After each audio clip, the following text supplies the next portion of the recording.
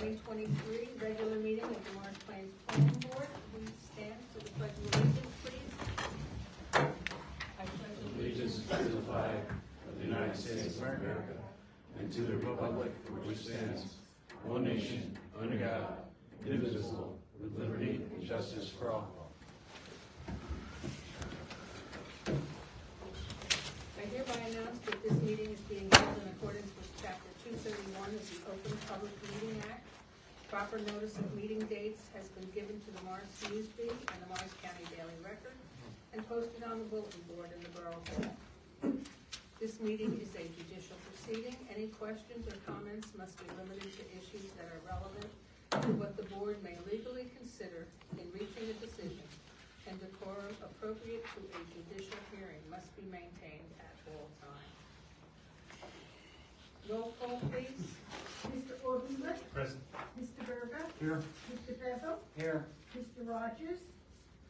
Mrs. McCluskey. Here. Mr. Kelly. Here. Mr. Wagner. Here. Mayor Carr. Present. And Mr. Dreutzler. Jim Rogers is recovering from shoulder replacement and a torn rotator cuff surgery, and Frank is recovering from bronchitis. So we'll wish them both speedy recoveries. Is there any comments from the public not related to the matters on the agenda? Hearing none, we'll move on. Correspondence, Karen? No correspondence. And Mr. Berger, will you? Yep, we have three purchase orders. The first one is 202-32081 from 11/15/23, Marzetti Falcon for general legal services. Invoice dated November 14th in the amount of $875. Second one is number 202-32008. Order date was 11/6. This is for Philip Price and Greigel Planning Services. The invoice date 11/2/23 in the amount of $1,680. And then the last one is number 202-32006. Order date 11/6/23 for Anderson and Dreutzler Engineering Services in the amount of $92.55. And I'll make a motion to these out. Second? I'll second it. Roll call, please. Okay. Mr. Ordensburg. Yes. Mr. Berger. Yes. Mr. Bezel. Yes. Mrs. McCluskey. Yes. Mr. Kelly. Yes. Mr. Wagner. Yes. And Mayor Carr. Yes. I believe that was Mr. Bezel who seconded that? Yes. Thank you. Okay, we'll move on to the approval of minutes for the October 16th, 2023 meeting. Are there any corrections or additions? I have one small correction on the next to last page, Karen. I know the voices we all start to sound like. I think Mr. Kelly asked that I put something right in the last meeting, and it was shown here as Mr. Rogers. I think it was Ron and I were talking. Okay.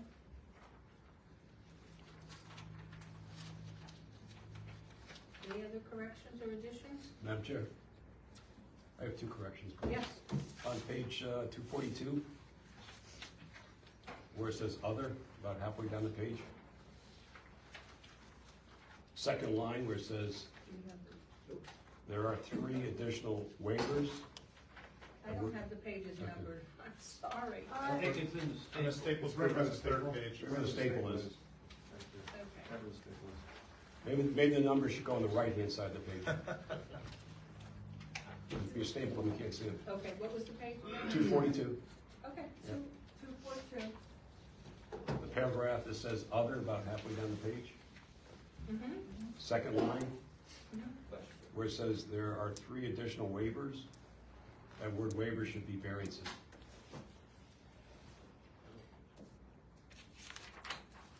And then on the very next page, about 3/4 of the way down, where it says Mr. Hall mentioned there is a 300,000 square foot difference for the same buildings between the two plans.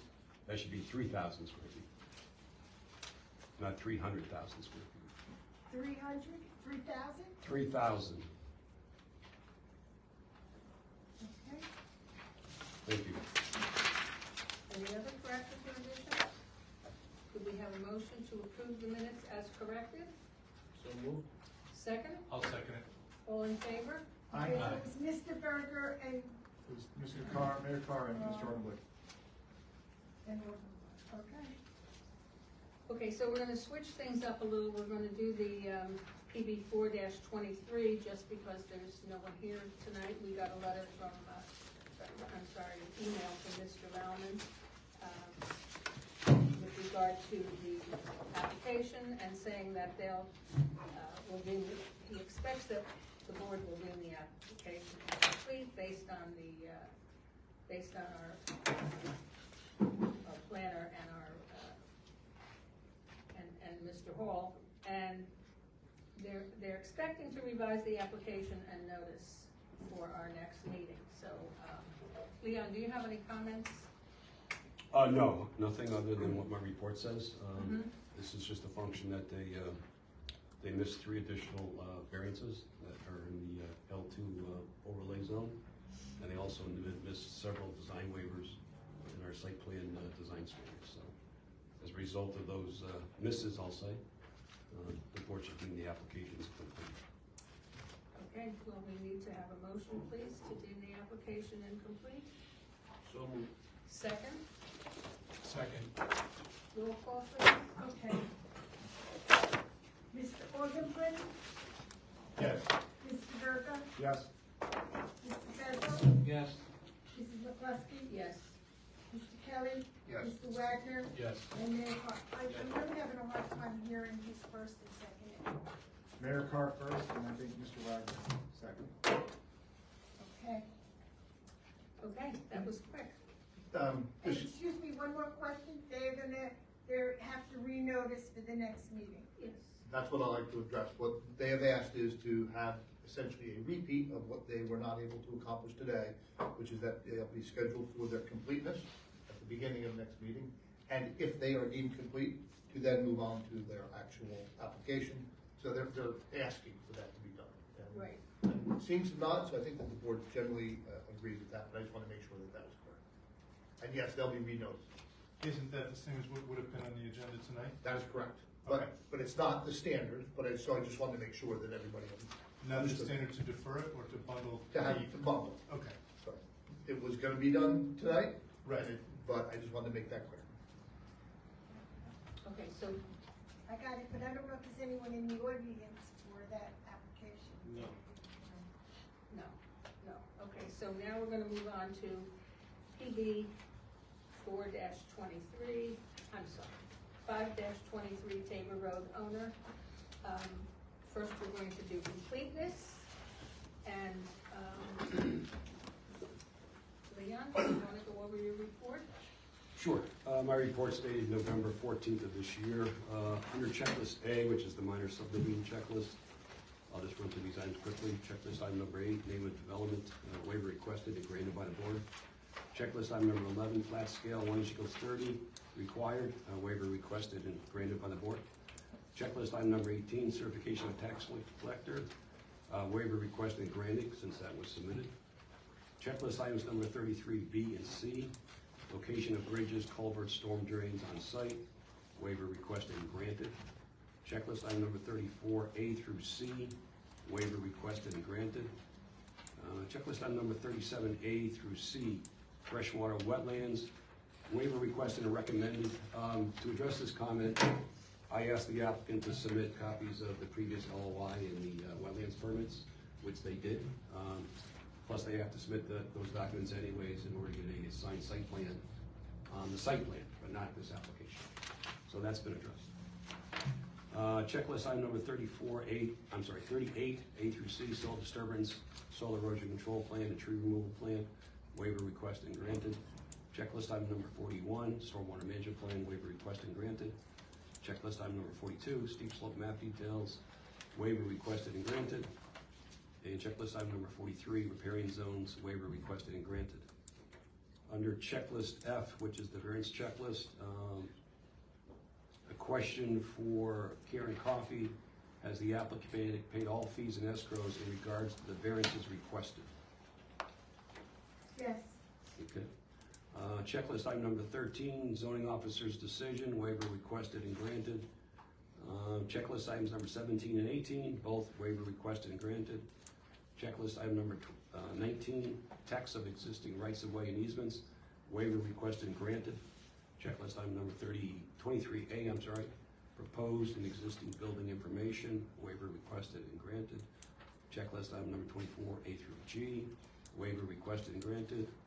Checklist item number 26A through C, C response under A6, and A6 has to do with the freshwater wetlands, which I'm satisfied those documents were submitted.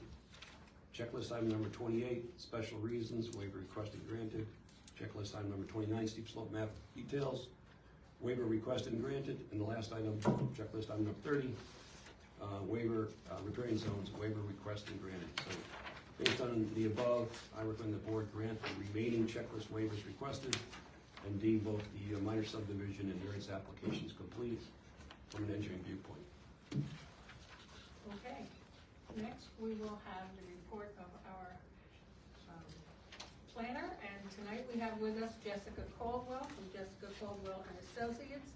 I'd like to introduce her. Welcome, and Thank maybe you you. could just, for the board's sake, mention your credentials. Sure. Welcome. Okay, thank you. I'm a licensed professional planner in the state. I'm certified by the American Institute of Certified Planners. Been practicing for almost 25 years, and I have a firm in Newton, New Jersey, and represent numerous municipal clients. Great. Thank you for wanna go having me. through your report, please? Yes, I submitted a report dated November 13th, amended today, November 20th, with respect to a couple maps. But overall, for completeness, just a condensed recommendation based on the new information submitted, that the remaining checklist waivers requested are reasonable, and recommend that the application be deemed complete. Okay. Any discussion by the board?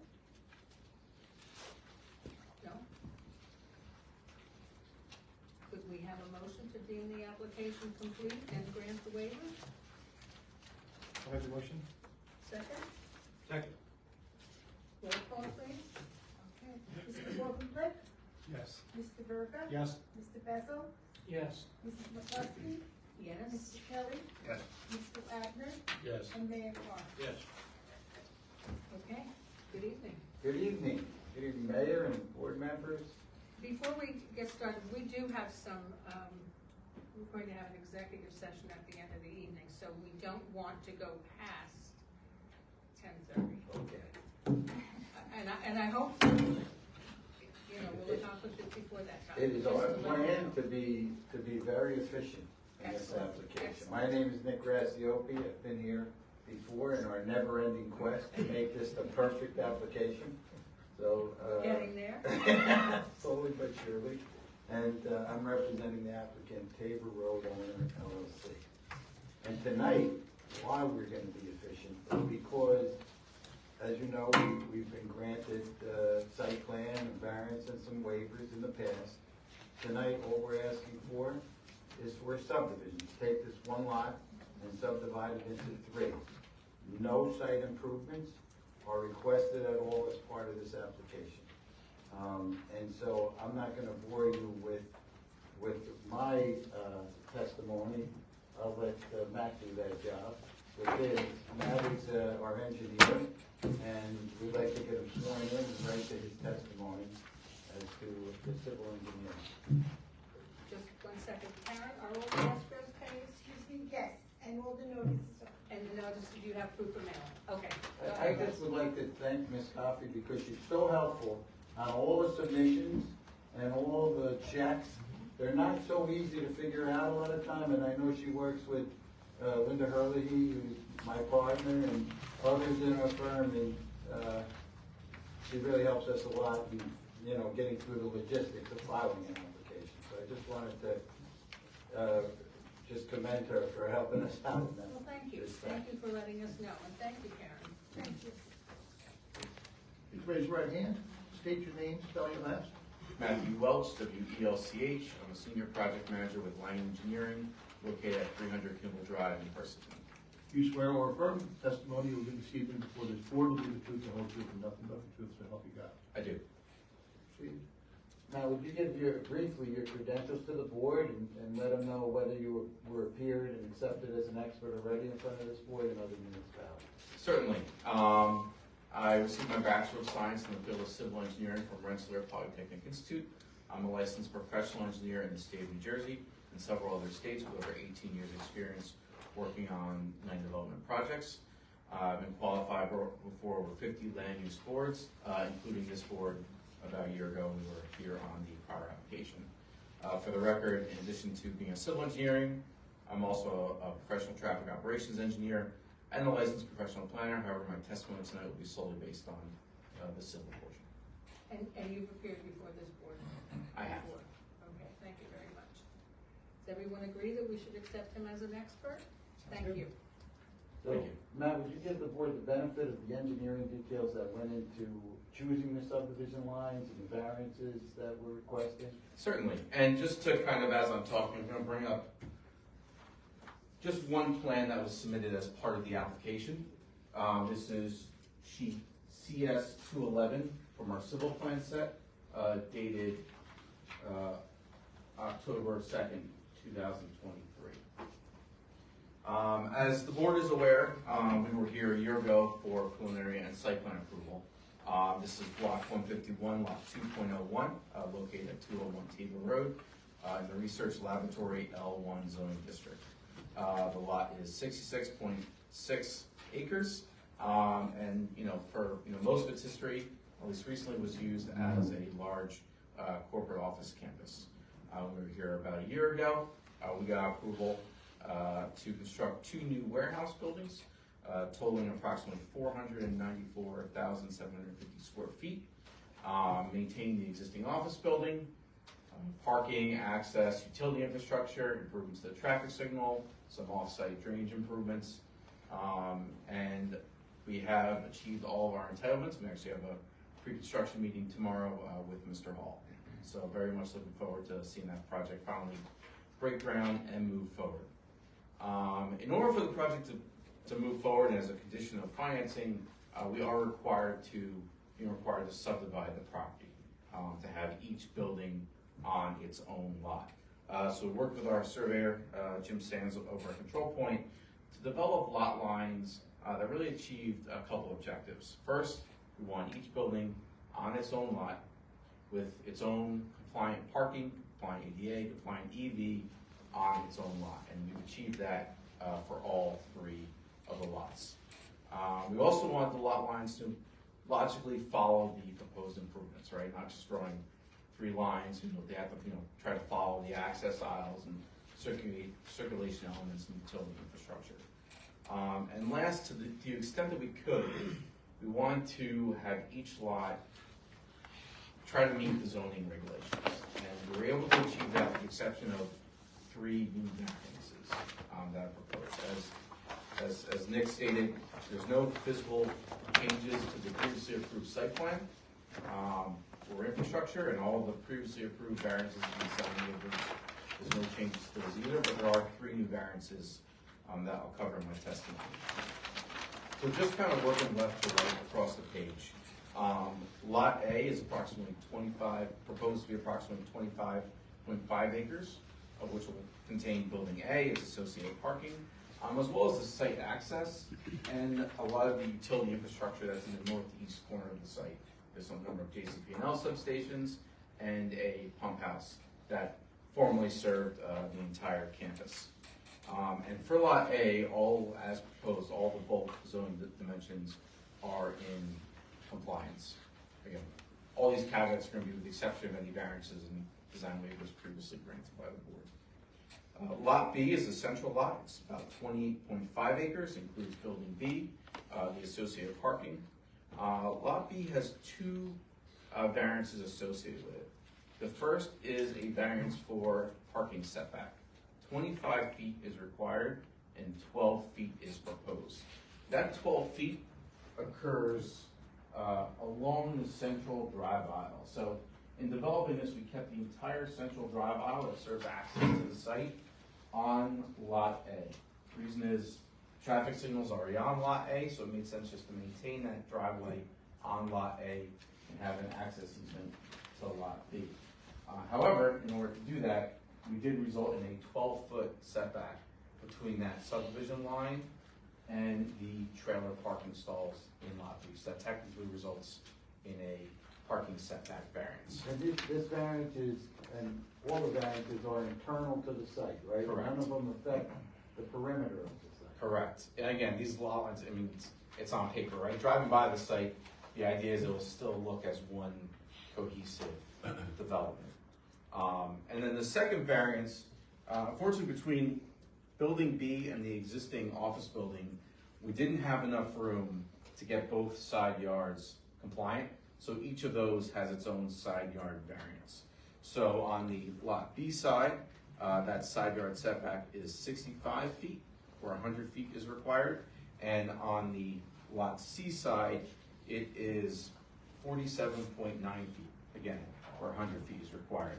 Unfortunately, those buildings would need to have been 200 feet apart to have a conforming lot line, so we do need to request side yard variances on both of those. Building C is approximately 13.6 acres, includes the existing office building and its associated parking, structured parking in the garage and the surface lot to the rear. And as I stated, each lot individually has sufficient parking to support that building, meets EV and ADA requirements. There's no changes to previously approved design, and it will function as one cohesive site. So as part of this, I'm not going to go through all of them, but there's various access and utility easements that go throughout the three properties. And we've provided those easements and the meets and bounds as part of our application. As a condition of approval for the borough's review, we'll provide the actual text associated with those easements, and those will all need to be reported at the same time as this subdivision plat.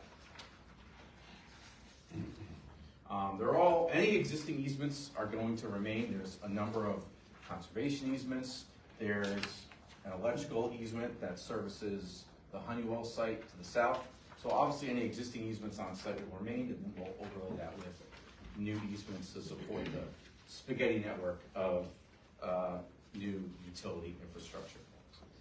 I did have an opportunity to read Mr. Hall's November 14th, 2023 letter, and he had a number of application comments, and I'll say the reason why we can't. Yes? Just 1 second, Matt. I just want to stress what you said about while we're applying for the subdivision. It really is to provide, and this has become very typical now in complexes like this, really to provide flexibility for the ownership and, more importantly, the financing of these buildings separately. The financing market right now is extremely challenging. We're really fortunate to have the wherewithal of this developer to be able to get financing, to build these buildings the way they are. This subdivision especially was required by the lender. So we're here because of the requirement by the lender, but they're pretty typical in complexes of this nature these days. I'm sorry. No, that's fine. The only thing I was going to add is I had an opportunity to go through Mr. Hall's letter. He has a couple, I think there was one minor technical comment and a couple conditions of the approval. And, I don't think the developer has any issue complying with those conditions. And I wish I had more, but that's essentially my testimony. Well, the chair lady doesn't wish you had more. So you're here for questions. So, Leon and Jessica, do you have any questions? Could you describe what easements you're proposing for the cross easements, how that will work? Certainly. So the easiest one is the access easement. So there will be access easements on each lot to basically allow reciprocal easements to our lots to be able to traverse through the properties. There is, all the water currently is served via the pump house in the northeast corner of the site, and there's water easements to provide service through all three lots.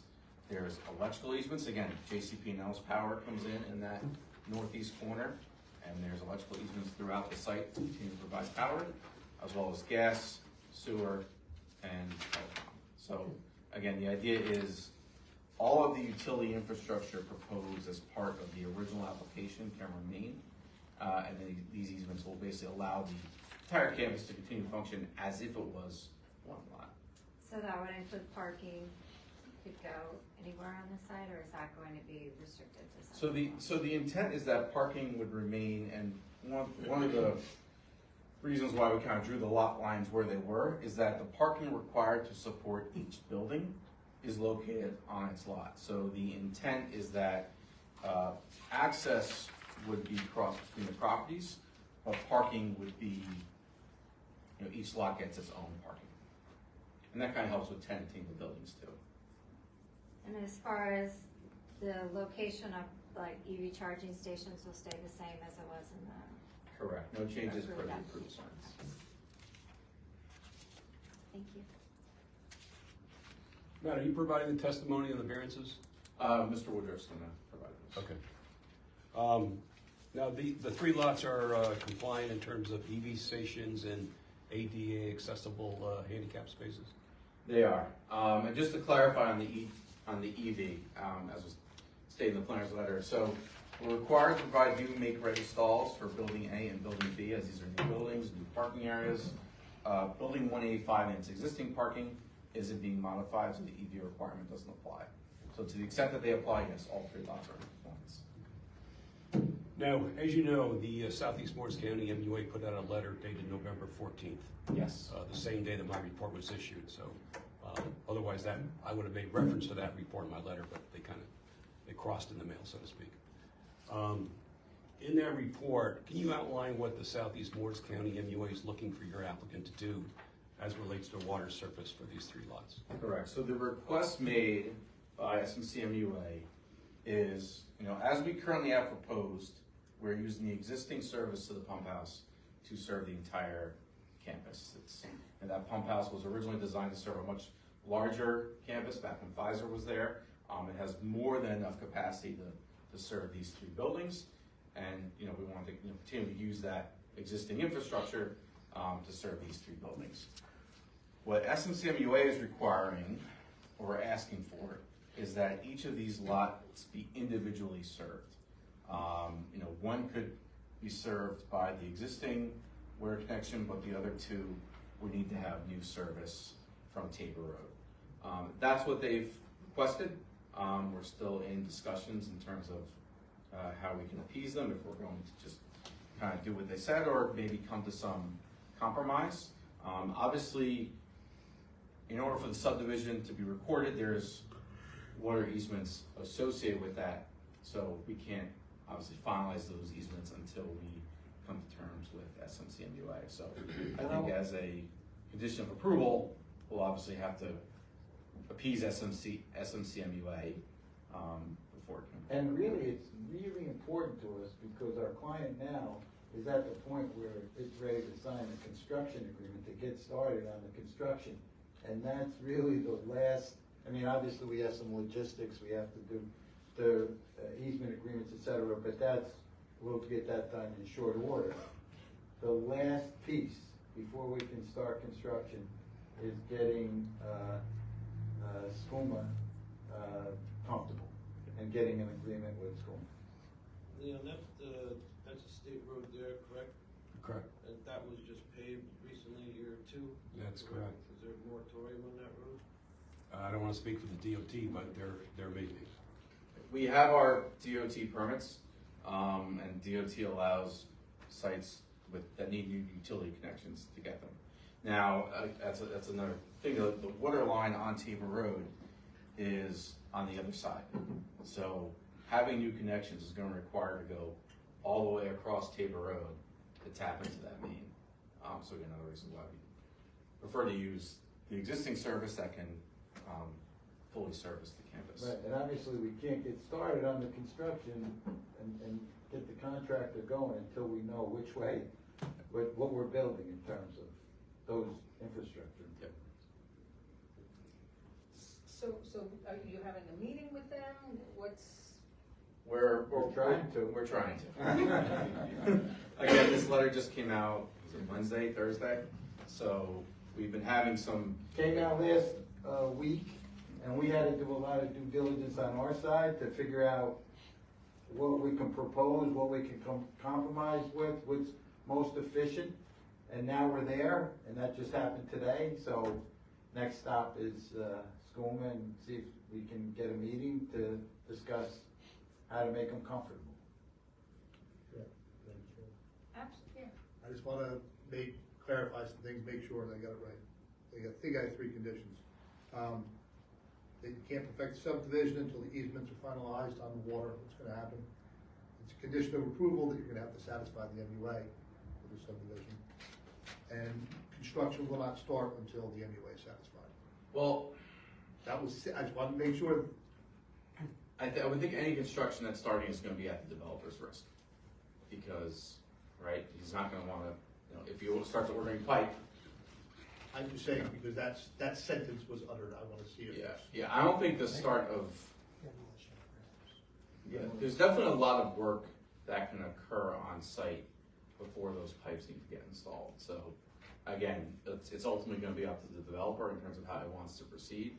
But I don't see any reason why construction couldn't start while we're still. I'm not gonna agree or disagree. Yeah. I think what I can take it is, as of now, you're not agreeing to that as a condition. I misspoke. I think we're agreeing to it as a condition of subdivision. We're agreeing to, as a condition of the subdivision approval, Right, before the subdivision plat can get recorded, right. we need to Have get sign off from SMC. MUA, yes. That's separate from starting construction. Yes. You know, Yeah. Again, I wasn't saying what should or, I wanna know what you agree. No. It's Yeah, I good to think clarify. Leon is good. Good to clarify. Now, this is gonna get a little complicated potentially. I spoke to Mr. Rassiopi about this at length today. If the MUA forces you to make the connections out on Route 53 and revise the layout of your water main, does that trigger a trip back to the planning board for amended site plan? We would request, this is a good question that we spoke about, and we would request that it triggers professional review and approval of those changes to the infrastructure as opposed to another site plan application. That's what we would request. I feel like too, there was a condition on that initial site plan approval that changes during construction could come back to the Boro Engineer for approval instead of having to come back to the board. I don't remember the exact language, but I feel like there was a similar condition in there. There's always what's called field changes. Yeah, field. Now, if you're forced to change the water main system, and if you move a fire hydrant, once you move a fire hydrant, I have to get fire department approval on that. I can't, I gotta get them to sign off on any relocation of a fire hydrant, because that's public safety, obviously. Now, your pump house in the back provides enough pressure for both firefighting and domestic water feed, correct? Correct. I assume the water main on Route 53 does the same thing if you're forced to use it, or you don't know need yet? to install pumps within the warehouse buildings. You would have to install pumps. Not me personally. Right. I could try. I don't recall. But Andy, you raised a good question here. They said it, I think they want to start construction here very soon. So the water main is not resolved. In other words, it could change. Now, in my opinion, there's probably at least a couple of months' work out there before there's any thinking from a construction standpoint that the water main pipes have to start going in the ground. So, from my perspective, there is a window here where I think construction could start. I'd be comfortable with it, understanding that before they even start thinking about putting any kind of water pipe into the ground, I need to see that approval, and I need to see any revised plans as a result of that approval. Because like I say, there's weeks and weeks, if not months and months out here of earthwork. There's 25-foot cuts and there's 30-foot fills on this track. It'll take a long time. Right, and I misspoke, and you correctly pointed that out, so, that's what we would request, obviously, and obviously we have the same interest. We can't start putting in pipes until we have MUA. That would have been disaster for us, so. Now, Leon, I just want to get, there's a little bit of question on how much they're going to hand to the engineer on change, little change of life, so. I think it's a hypothetical question, my take, but you're the engineer. Hypothetical question until you see what actual changes are gonna need to be made. If you're comfortable, and the board's gotta give you that, but I don't know if you're comfortable on saying, yeah, I'd be good, not having seen anything, what's gonna actually be required by the DOT. Yeah, I'm comfortable. Depending on the scope of the changes, if there are changes, when they come to me, I think I have the experience to understand what a field change is and what one is not. So I may tell the applicant, in my opinion, you have to come back to the board. He may agree or disagree, and either way, you would hear from him. But like I say, first and foremost is the hydrants. I have to know that they're not changing. If they are changing, the fire department must sign off. And just to be frank, our intention would be, if we had to do the design change for how everything's serviced, keep the hydrants where they are. The only thing that changes is how the pipes get. Now, something that kind of came into my mind late this afternoon as I was preparing, so you don't know about this. The access to the site is on Lot A, correct? Correct. What if Lot B wants a CO, but the access on Lot A is not built? Where does that leave us? I believe the condition of approval was that this, well,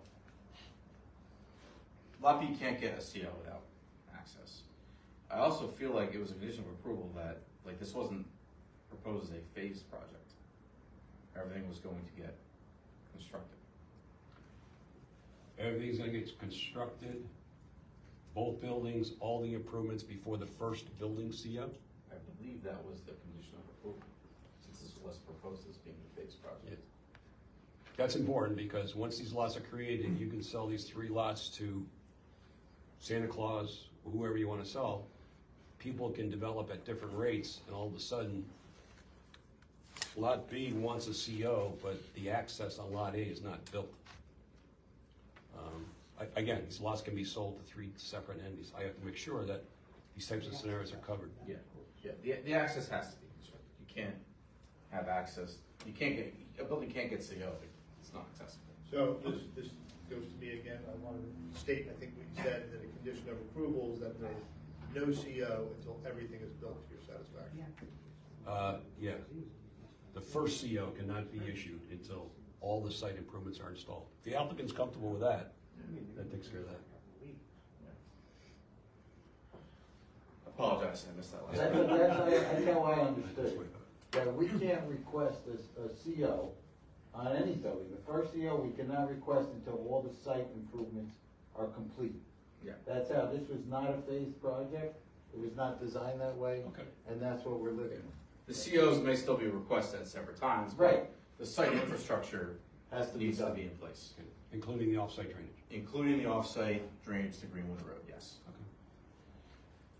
Something else is in my report, and again, I discussed this with the applicant, I discussed it with Andy. Once these 3 lots get created, is there a need for 3 new developers agreements? Right now, there's 1 developers agreement because there's 1 lot. Makes sense.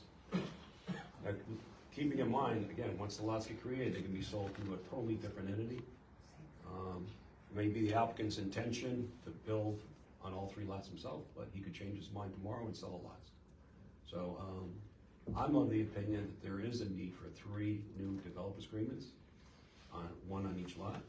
I've discussed this with Mr. Rappioli, and I've discussed it with Andy Brewer. So I will defer to the attorneys to kind of flush that one out.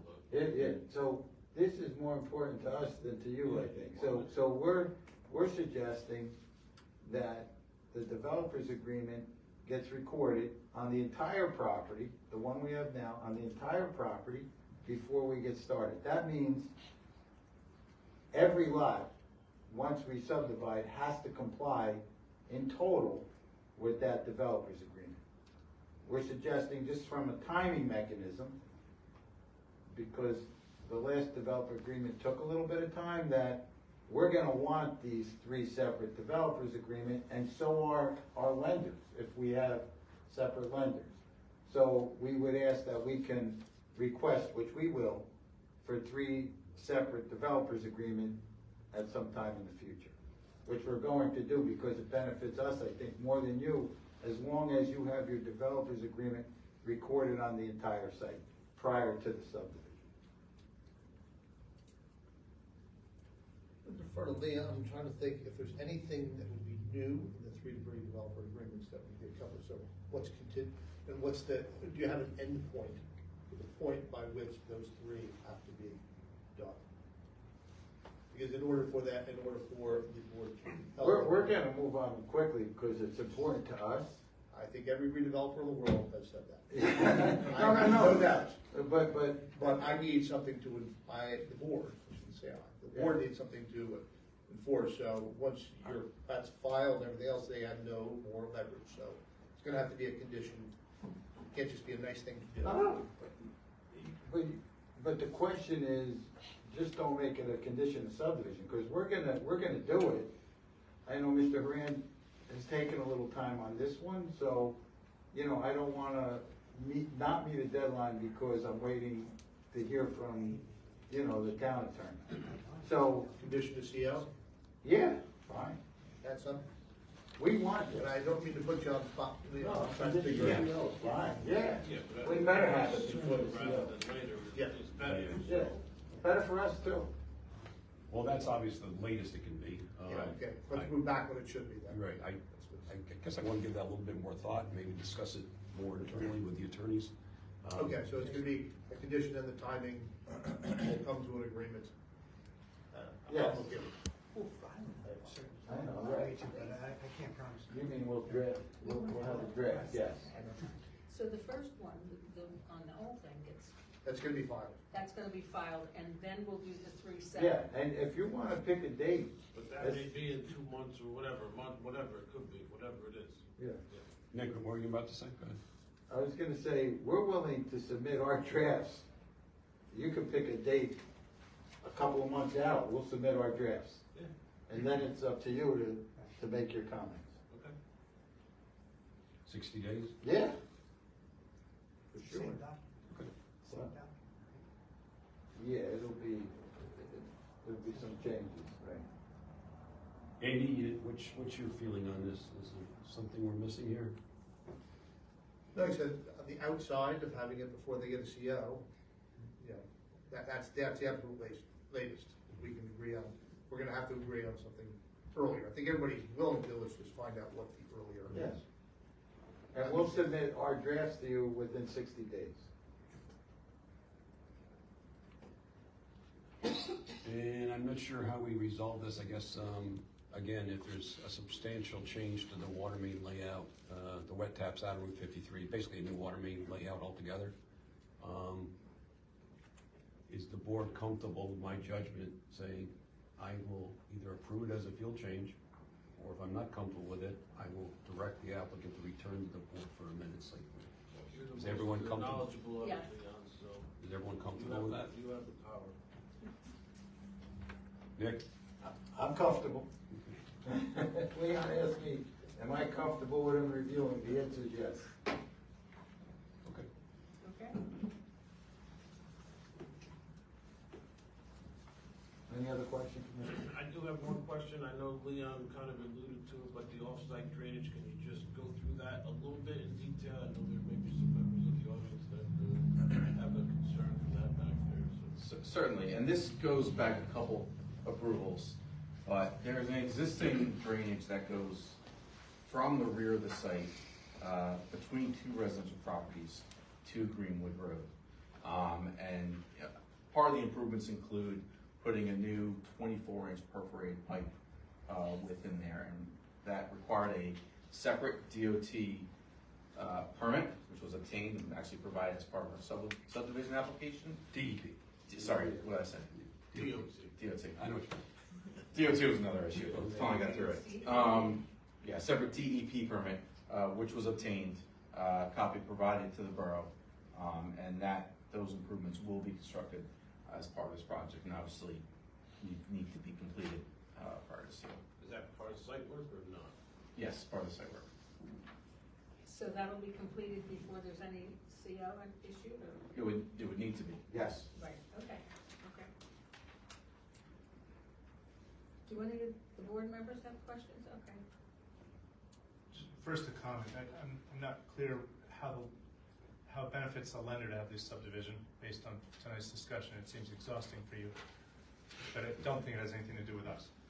The thing I do have, so of the 3 deviations by going to the subdivision, one of them was the 12-foot setback for parking tractor trailers. Yep. That was not a challenge when it was 1 lot, and it became a challenge when it was 3 lots. It became a variance when it was 3 lots, correct. It wasn't a variance previously because it's completely internal to the site. Refresh my memory, are we looking at garage bays up and down the box buildings? Yeah, so buildings A and B have loading docks that face inward, and then there's sound attenuation walls on either end of the truck court to both visually and acoustically screen them. How is with a tractor parked linear with the building, how is another truck either gonna pull in or pull out? It has nothing to do with the size of anything, it's just because there's a lot line there. The variance is there isn't enough room between the lot line and parking. Yeah. Okay, but there's Still enough is girth. the same amount of, nothing has changed. Okay. It's just strictly because of a lot line Oh. they need a variance. Okay. Yeah, okay. the trailer spaces are served I was by the concerned about 70-foot wide. functionality, not Yeah. the. Yes. Okay. That's changed. Yep. Second question I had was, the zoning for the 3 lots remain the same. Yes. Are we, one's a silly question, one's a comment. So are we changing are we gonna keep the zoning as it is published? When we split this into 3 lots, part A? And the other question is lot C a flag lot? Because the only way to access it is from on-site? Well, so technically, I'm sorry to call it that, that's not the right description. building lot A is the only lot with a driveway. Lot B is served either through building A or through the existing access easement on the Honeywell property. And similarly, lot C is served either the new access easement or the existing access easement. So really lot A is the only lot with a driveway. And honestly, as part of the, we have submitted a lot subdivision permit to DOT because we're subdividing properties along the state highway. Right. And DOT is gonna make that a restriction that all access is on that existing driveway. They're not gonna allow us to chop, DOT does not want you to chop up lots of little driveways. No. It's kind of against their. We're happy not to have them. Okay. Just questions, I'm not sure what my opinion is. Any other questions of the board? Yeah, can you just talk about the easements on the left side? So the easements up against Drake Way and then the easements on Route 53? Yeah, so I believe are you referring to the conservation easements? Yeah. Yeah, so those were put in both by the borough and by DEP. There's easements associated with both of them, and they're basically on the north side and the east side along the residence. Those areas are remaining untouched as part of the project and will remain that way. And quite an abundance of buffer. I mean, I think that if I read the report right, it was 700 feet minimum, and we're looking at over 1,500 feet. The conservation easements are not 700 feet deep minimum, No. that's not correct. I think that's a lot depth. Forget what I'm reading. I think that was a lot depth that Okay. you're referring to. And we did expand the easement on the Drake Way side too. Yep. And then on the Route 53, is the warehouse gonna be, today there's trees there, is the warehouse coming to 53? Are the trees that are there now staying, or is it gonna be behind those trees? There's a whole new landscape plan proposed that was approved. There are white flowering trees proposed as required by the board. So there is again, I don't have the pretty landscape rendering in front of me, but no changes to the previously approved, there are no changes proposed to the previously approved landscape design. And there was a abundance of new trees and plantings as well as some berms to add some additional screening along that Tabor Road front. They haven't moved any of the buildings, John, since prior approval. But to answer your question, John, all those trees are coming in. Okay. That's So we can't take any down until Leon says we can. In the next couple of weeks, you're gonna see orange snow fence running along Route 53. That's gonna define the clearing limits. Yeah, I saw the survey marks out there. And so then the road that's there today goes away and gets replaced by the new road? The road, it's It gets reconstructed. Where it hits the signal is gonna remain, but how it gets into the site gets reconstructed. Currently, it has a sharper bend than is proposed, so we're trying to, especially with the truck traffic, we want to have a much gentler entrance into the site to the extent that we could. But again, just to be clear, we're not changing anything from the prior approval. These are just two lines, two subdivision lines. Yeah, no physical changes as part of this application. Zero. And I believe part of that was trucks coming out of that were only gonna make a right. Correct. Yep, they're all going north and coming from the north. And a left Sign in, that way. a left in also. Yep. Right out, left in. No trucks going to downtown, either direction. From this site, On this side, yeah. okay. That's in the resolution, it's in the developed stream. And there's signage proposed as part of the approved plans. Thank you. Any other questions or comments for this? Are there any questions or comments from the audience of this witness? Yes. Lots of questions. Well, you want to stand up, state your name and address, please? Okay. Walter Wayne, 2 Drake Way, Morris Plains. First item to the board. Anytime we have a meeting like this, can we please have boards set up so that we, the public, can see what these gentlemen are talking about? We can't see anything, okay? Well, you should ask really at the beginning. We're Yeah. more than happy to turn I'm it around sorry. for you. You guys should know this from doing these meetings, okay? That's number one. Number two, okay, I'm on Drake Way. I heard you say something about the trees, the buffer from the property. You're not touching that at all, or? No more than was previously approved. So if you look on there was this hatched area on the plan, that's the conservation easement. So that was part of the original approval, and we're not touching that area. All right, so basically you're not doing anything to the land that's there now. No more, we're actually pulling back a little bit from what's there now. Okay. So you're not shrinking that in any way, shape, or form? Okay. A comment, well, question again, too, this is for the board. I don't know about yourself here. Excuse me, sir, you're gonna really have to come closer. Okay. I'm Do sorry. you want to sit down? No, that's okay. Nick, he might need that microphone. Yeah. So we can pick you up on the. That's all right, thanks. I hear talk about 2 warehouses, okay, which is, okay. Do we know, this is for the board in general, do we know what kind of warehouses? That was part of the original site plan application, that testimony is already on the record, and that's really not the purpose of this application, in my opinion. I'll defer to Andy. Yeah, it's already been approved. Those warehouses, and there was testimony here or plans about them, they might have some information about it, but that was long ago approved, and they're not seeking to change or do anything that they already have approval for. Okay, and I guess the same goes for, well, let me ask a silly question, this is regard to whatever construction is gonna take place. No construction vehicles on Drake Way, I assume? No. Okay. And I just heard talk now that now this tractor trailer is gonna be coming in and out, and they're only gonna go north on 53. Just remember, guys, there's a children's bus stop right there on Drake Way, okay? All right, and this water main issue, is that gonna affect the homeowners on Drake Way in any way, if they have to go and start playing with the water mains in the general area, I guess is what I'm getting at? No. Okay, all right, that's fine. I think that's all I have now, guys, that's. I'm just wondering if, with regard to his question and the bus stop, I don't think that there's a sign there at the corner of Drake Way that says bus stop. No. If, But it's Police a chief thinks that- regular stop. And now, there's a bus stop also across the street for the folks in those townhomes that were just built over there as well. but now, are they That's- stopping on Tabor Road, or are they going into the development?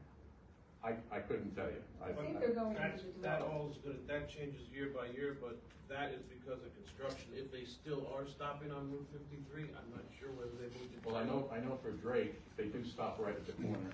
Right, So- but on the other side, that's probably only temporary if they Yeah, are I don't know. stopping still. Jason, I'm not sure. Yeah, okay.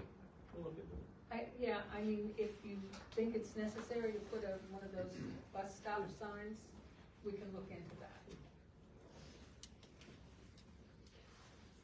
Any other questions?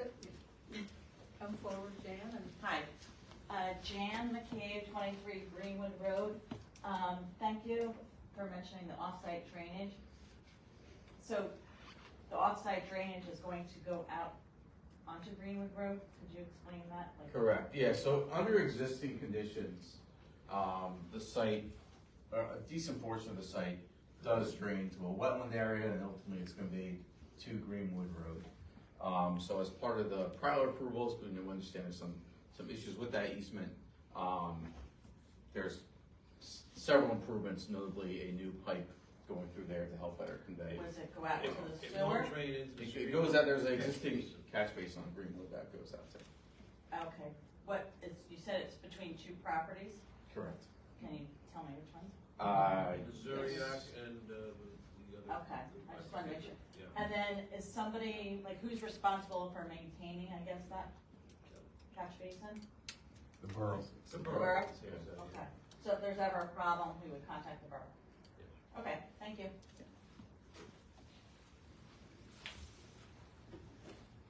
no other questions of this witness, so we'll move on. Okay. Next, I'd like to call Jim Sens. Jim's our surveyor. He's from Control Point, and this is more of a technicality, since Jim is the surveyor, he prepared the actual subdivision plat. And so, we're really just having him on to qualify him as an expert and to say that he prepared the plat in front of you, because Matt did not prepare it, Jim did. Please raise your right hand and state your name, spell your last. James Sens, S-E-N-S. Do you swear or affirm that the testimony you'll give this evening before this board will be the truth, the whole truth, and nothing but the truth, so help you God? I do. Mr. Sens, would you give your credentials briefly to the board? Certainly. Name is Jim Sens. Again, I'm branch manager for Control Point Associates in Warren, New Jersey. I have a Bachelor of Science degree in surveying engineering from NJIT. Professionally licensed in New Jersey as a professional land surveyor in several other states. Have you been accepted as an expert in front of various municipalities I in New have. Jersey? I've never been in front of this board, but I've been in front of most of them in Morris County, including Morris Township, Parsippany, several of the neighboring. This is the best. We won't hold that Agree. Here. I don't disagree. I want to hear the other. I was gonna say, we won't hold that against them. Now you can tell them when they're accepted by us. Exactly, that's gonna be right at the top of my list. Better be. Everyone on the board accepts him as an expert, okay. So, Mr. Sens, I really have only one question. What did you prepare in connection with this application, and is an accurate depiction of what it purports to be? That is correct. We worked in conjunction with Matt and Langen to prepare the subdivision plat, and the lines that he referenced on that are, in his testimony, are consistent with what is shown on the subdivision plat that you have. And I have no further questions for Mr. Sens. Any of the board have any questions or our professionals? Just a couple. So you agree with Mr. Welch in terms of his characterization that the 3 variances required? Yes, I do. Yeah. And you calculated those setbacks, the non-conforming setbacks that Mr. Welch referenced? Yes, we worked together on that. And you would agree as a condition of approval to address my comments C 8 and 9? Yes. As relates to your plat? Yes. That's all I have. No other questions? Okay. Okay. See how nice Morris Plains is? Yeah, top of the list. Thank you. Thank you. And our last witness, Mr. Greg Woodruff, also of Langen, and Greg is our planner. Greg, would you give State your name, spell your last. Short Greg Woodruff, last name is spelled W-O-O-D-R-U-F-F. You swear or affirm the testimony that you'll be the senior before this board will be the truth, the whole truth, and nothing but the truth, so help you God. I do. Would you give your credentials to the board and state whether you've been accepted here as an expert in other municipalities? Certainly. So I am an associate principal with Langen. I'm a licensed planner in New Jersey, as well as with the American Institute of Certified Planners. I have appeared before many boards as an expert in planning, including this board actually for the original approval application, and many other boards, none, obviously, as the mayor stated, as great as this board, but others. Right. See, it sticks. I am a quick study. Okay, fine, go ahead. Mr. Greg, would you give the board the benefit of the planning justifications for the variances and waivers requested? Certainly. So as I mentioned, I was part of the presentation in the original application. As part of this application, also reviewed the submitted materials, the relevant background planning documents, and from a planning perspective, I think has been stated by many, the application is fairly straightforward. I won't bore everyone with a lengthy description from a planning perspective. I don't think it's necessary. We've talked at length. The application has been before the board many times, and there's been quite a bit of testimony on the record this evening already describing what's proposed, the surrounding area. I would jump right to sort of just justifying the variance, or describing what I believe is the justification for the variances with the board's indulgence for the interest of time. So again, just to restate, there are 3 variances. The 2 side yard setback variances not meeting that 100-yard minimum, and the third being the parking setback whereby 25 feet is required and is not met. So I believe all of these variances would fall into the category of a C2 justification whereby the benefits outweigh any detriments or perceived detriments. We've heard quite a bit of testimony, as Mr. Welch described. The setback issues are all essentially internal to the paper lot lines as they've been described. They are not setback issues that face neighboring properties. They're all really technicalities that result as a function of putting these lines on the paper, driven by sort of the current lending environment and what the owner needs to do to make the project move forward. So I think it's clear that the benefit of overall this project moving forward with the current lending environment outweighs the perceived detriment of the setbacks not being accommodated. We heard at length that there's no physical changes to the improvements. The improvements are in the exact same place. It's really just that there's now some additional lines on the map denoting lots. Functionally, everything, to your point, will, vehicles will move the same way. Improvements are in the exact same location as the original approval, so none of that changes. So that benefit from a finance perspective outweighs any perceived detriment of those lines.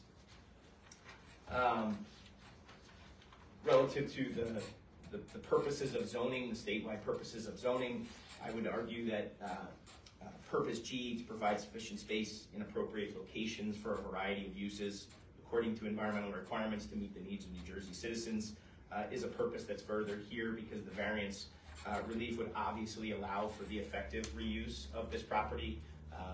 But for the financing environment, the client would have proceeded with the approved application, and now that they're just being asked to put additional lines on the page to make that happen. So, in my opinion, there's no substantial detriment to the public good. The application remains the same functionally and in all other ways other than the proposed subdivision lines and the 3 technicalities that result. And similarly, in my perception, in my opinion, there's no substantial detriment to the zone plan. From a zoning perspective, the project remains the project. The subdivision doesn't change the project's compliance with the underlying zone plan.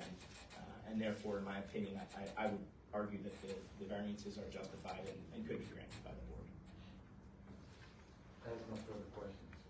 Okay, Ms. Caldwell, do you want to comment?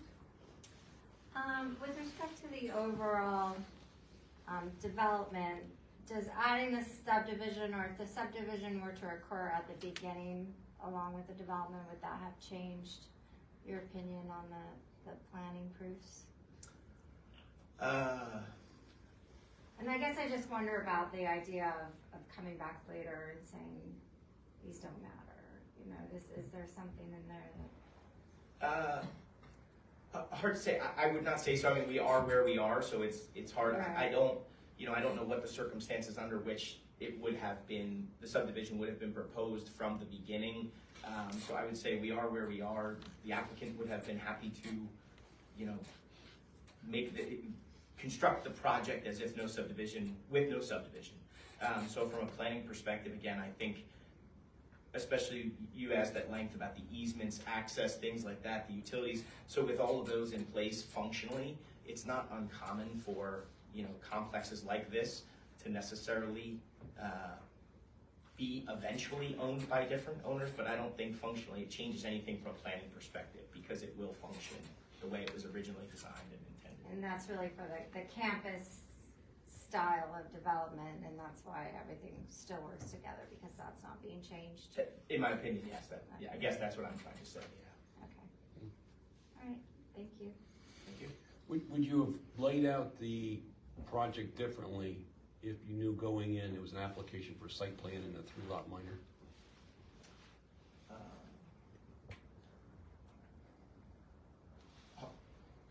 Hard hypothetical question to answer. I don't think so. I mean, I tend to think that we arrive at the most efficient layout for the buildings based on what the most efficient layout is. I don't know that if the objective of creating a subdivision from the outset, I don't know if that would have changed how the buildings got laid out. So bottom line is you don't know. I don't know, right? It's a difficult hypothetical. I don't think so, but it's, yeah. I would think the answer is no, because we weren't contemplating a subdivision when they were laid out. You were not. We were not. Right. Therefore, I think that just drawing some lines on the page were to accommodate the subdivision, the buildings that were already there, right? So I don't think we would have changed the layout if we were starting with the subdivision. And usually our task is lay out the most efficient Yeah. project first. And again, none of this matters, but something I possibly would have considered if the subdivision was going in first is to make these buildings narrower and deeper, potentially avoid one, if not both, of the side yards. But again, No, but we were more concerned, I mean, it's a good point, but we were really concerned about the neighbors, you know, about making everything internal. Remember, as I said, well, this is the never-ending quest to get the perfect application. We brought all that truck traffic internally. We have the guards now, a much better functioning traffic project than before, and we were trying to pull it in to stay away. I remember the last amended application was to give more buffer, for example, on Drake Way, and to move it further back. There were buildings closer to the residences on the, what is that? Greenwood Road. So, I'm not sure. I think That was was it 5 buildings? yes. Spread out a lot more, and with the truck traffic more open to some of the neighbors, I think. true, but not as much warehousing, but it doesn't matter. Here we go. Don't argue with an engineer. Not arguing. Don't shout. Does the board have any questions of this witness? No? Anyone from the audience? Questions for this witness? No? Okay. I do have a question for Mr. Rassiopi. Does your client have any intentions right now? Does your client have any intentions right now of selling off any of these lots? No. I do know that because I asked that question. No intention in the immediate future, correct? Correct. I have a question, it's none of my business.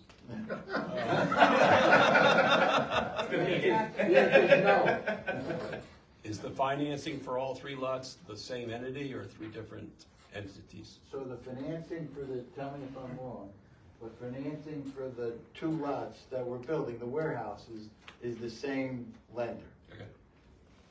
Same loan. It's the same loan. Same loan? Same loan. And so they're not gonna have financing on the office building. That's gonna be without a lender right now. So the lender is just financing the construction of the warehouse, the warehouses. Okay, I'm gonna ask a stupid question here. If the financing is one loan for both buildings? Yes. Why do you need the 2 lots?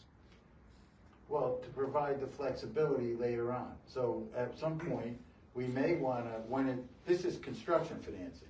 Right. So we may wanna do permanent financing, later, and then permanent financing, it's easier to do per building than both buildings, sometimes. Okay. So this is just for the construction as far as, The loan right now is Loan just is just construction for financing. construction. Again, occasionally tenants sometimes want to own buildings, we don't have a tenant yet. Right. True. Are there deed restrictions that go with this lot as a result of splitting it? No. I don't know Would that be that would be a question of the owner, not, they're essentially asking our permission to split this into 3 lots. So I'm saying, do we put any conditions on them? So as to, I don't know, I'm not trying to be socialistic in my question here, but it sounds like I am. Never mind, skip it. I'm not gonna get that right. Easements, plus easements are functionally deed restrictions because one lot is benefited by the other one, so they functionally have some restrictions on they're filed as separate documents, but they are functionally, And they run with the land in perpetuity. Okay. so they do act that way. any other questions or comments? Well, we'll open this up for questions and comments on the entire project. Anyone here on the board? Anyone in the audience have any questions or comments? This is on the entire project? On the entire, yes. Yeah, just 1 or 2 Come on questions real up. quick. Come on up. I need to give the name again and all that? Yeah. It's because somebody Do is you going to remember? be, Okay. Walter Wayne, 2 Dreutzler. Just regarding the warehouses themselves, do we know what's going in these warehouses at all? He just said that they don't have a tenant yet. Okay. That basically was my question, just if we have any idea. But when we go back to a couple of years ago with Mon and, chemicals and everything else, we're just curious as to what these things are being set up for. I mean, if it's gonna be Hostess Donuts or, It has to satisfy the definition of a warehouse. warehouse. And you have a. That could be anything. But you have a pretty strong nuisance ordinance as well, so it can't be a nuisance either. I mean, it could be chemicals, flammables, who the hell knows what goes in it? It has to comply with the definition of a warehouse. You giving me the You technical can't word here. process chemical components. Well, I'm in not talking about warehouse. processing, I'm Right. talking about storing. but hazardous, there are regulations for hazardous substances. Yeah, but that's my question. Do we know if they would be storing that kind of stuff there? We don't know. Okay. Thank you. Anyone else? No, well then I guess we will close that portion of the meeting and open it for discussion among the board members. I think this makes sense. Nothing has changed on the site. We put in some lot lines, what it is, and it's for financing to move the project forward, except for a hiccup or two. The attorneys and Leon will work out moving forward. To me, I think it's totally feasible. And I think we're satisfied that Leon can make the appropriate decision with regard to the water service, and we'll see whether or not, hopefully, we'll not have to come back for that. And honestly, we are anxious to get this moving as well. How much disturbance is there on the property, and this is just a general question, where the office building is? Is there any disturbance of the office building? There isn't around it, we're actually gonna, at the end of the project, we're gonna clean up and repave the road. Excuse me, sir, I can't hear you. And I don't know if your name. Can you do it? Yeah, because he's sworn. So there's no formal improvements proposed, but as a condition of the site plan approval, we're required to replace any damaged ADA ramps, do some mill and repave, basically, because again, they're also looking to tenant out the space. So the idea is that following construction, the whole property is cleaned up and is good shape. So this lot may just end up getting milled, repaved, restriped, just to give it a nice new, fresh look. Yeah, yeah, good, good. Well, it's been empty for a long time, and we're glad it's moving forward, I think. We're excited as well, Good. especially in this great town. There you go, there you go. Good finish. So, I think what we're looking at is a motion to request our attorney to draw up a resolution of approval. So moved. Second, I'll second.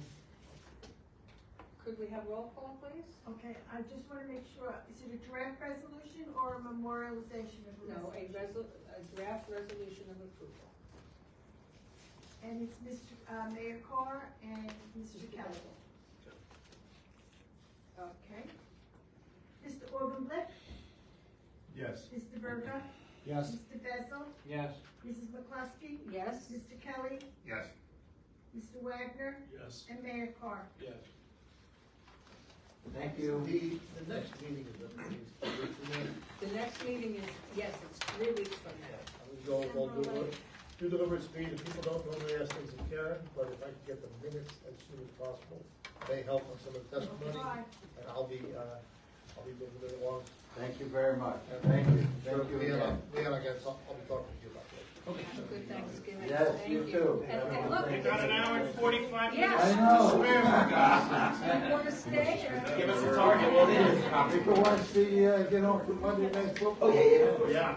Watch Taylor Swift. There you go. Thank you. I appreciate it. You're welcome anytime.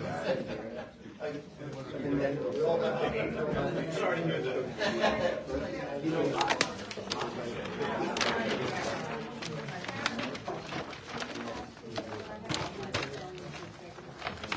I have, yes, I need to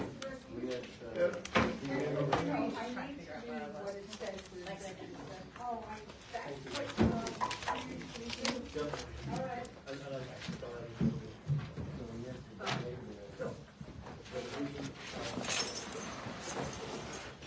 Right, okay.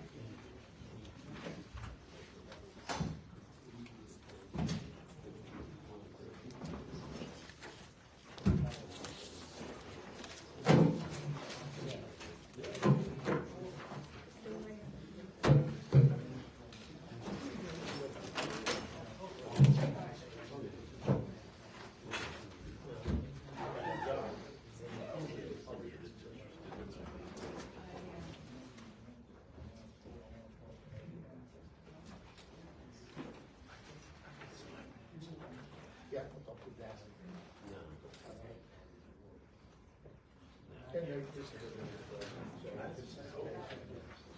Oh, no. Good night. Happy Thanksgiving. Happy Thanksgiving, everybody. Yes, there's an executive session.